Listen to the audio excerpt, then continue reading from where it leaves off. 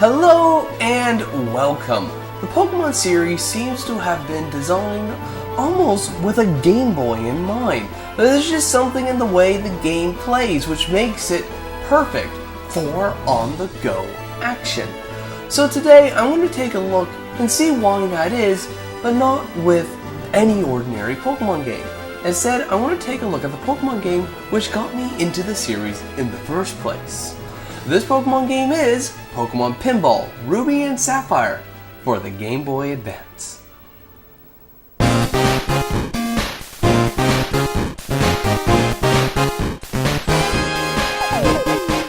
Check out our games from 16-Bit Games. They are available for free on Android and on iOS. So check out our storefronts from the cards or the links in the description.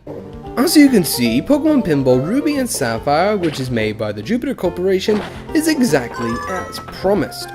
Pinball with Pokemon. Obviously, the pinball takes front stage and is the primary gameplay. Like every pinball game, you have 2 flippers, 3 balls, bumpers, points, gutters, and everything in between. But don't think that this is just another pinball game for the Game Boy Advance, like Mario's Pinball Land, because what makes this game unique is the Pokemon that inhabits this machine. They are the bumpers, the bonuses, gatekeepers, and so much more.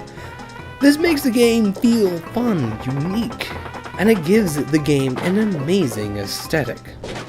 Additional Pokemon elements make a return from the Game Boy's Pokemon Pinball game, like a Pikachu as the defense for gutter balls, and now with his new friend Pichu, a Pokeball as the ball. But the most important part of any Pokemon game returns here as well, which is catching Pokemon, evolving Pokemon you caught, and logging them into the Pokédex. Now, these are the mechanics which I believe make Pokemon perfect for a portable system. The way most gamers play a portable system is by picking it up and playing it whenever they can. This could be a very short play session or a very long play session. It's really dependent on how much time they have to play.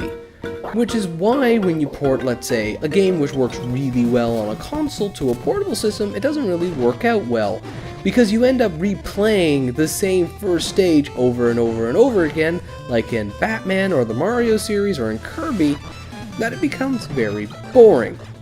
And the way Pokemon solved this was by having that catching, logging, and evolving mechanics.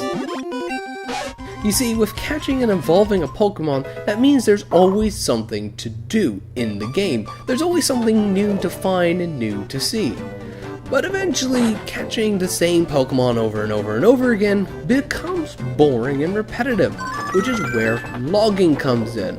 Logging ensures that you don't repeat the same catch over and over and over again. It tells you which Pokemons you've caught already and which ones you haven't, so you can go out and make sure you find them by searching down, tracking what route they would be on, and then eventually catching them. It makes the game very entertaining. Add to all this the ability to save and quit at any point in time, and the game is extraordinarily user-friendly to whomever is playing it. So whether you have a 3-hour gaming session on your Game Boy Advance or on a bus for 5 minutes, you can play this game, pause it, save it, and return to it when you can or when you feel like it. It's a really nice way to play the game, and it's a really nice way for the gameplay to be tailored to a portable experience. But the Jupiter Corporation didn't just stop by making the gameplay tailored to the portable system. They decided to make the entire game tailored to the Game Boy Advance.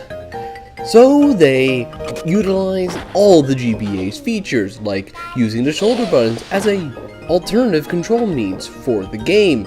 They added in link cable support, and weirdly enough, they added proper Game Boy player support, allowing you to get Rumble in Pokemon Pinball, a feature which was last seen on the Game Boy game. With all this in mind, the game seems to be pretty much perfect. I mean, why wouldn't it be? The game looks amazing, sounds great, and controls like a dream. But unfortunately, there is one thing which stops this game from being perfect, and that's the randomized beast that is known as Pinball. Many things in this game which probably shouldn't be randomized is randomized. The Pokemon that you encounter have some form of consistency, but ultimately is determined by randomization. Made that worse by the fact that it's very difficult to aim the ball because where it lands feels randomized. There is some skill, but honestly, after years of playing this game, you might as well just cross your fingers and hope that the ball lands in the right spot, and the game eventually turns into a bit of a frustrating match. When the game is working properly, the ball goes where you want to, it's fine, and it's extremely fun. Once that ball starts fighting with you and hits every single corner instead of going down the alley that you want it to go, eventually it becomes unbearable. It's frustrating, annoying, and eventually it just becomes so not fun that you just want to put the game down and stop playing altogether. With that said, Pokemon Pinball isn't a bad game. Personally, as a pinball game, it's the best one on the GameBoy Advance, but the minute you add in the Pokemon elements, it just pushes it beyond that. It's only really annoying when the ball just starts misbehaving and you can't play mini games or actually play the game. You're just fighting with that control. But once you win that fight, the game is very enjoyable, very replayable, and very repetitive. Now, when I played this game back when I was a kid, the frustration was a little bit too much for me, and it pushed me towards buying a main series Pokemon game, which was Pokemon Blue, and I had a lot more fun since it's pretty much all the good parts of Pokemon Pinball Ruby and Sapphire and none of the bad, with some additional fun features.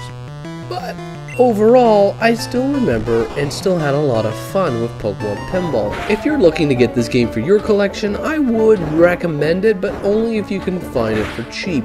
About $5 or $10 less than a main series Pokemon game like Blue or Ruby and Sapphire. But anyways, thank you guys for watching, and take care.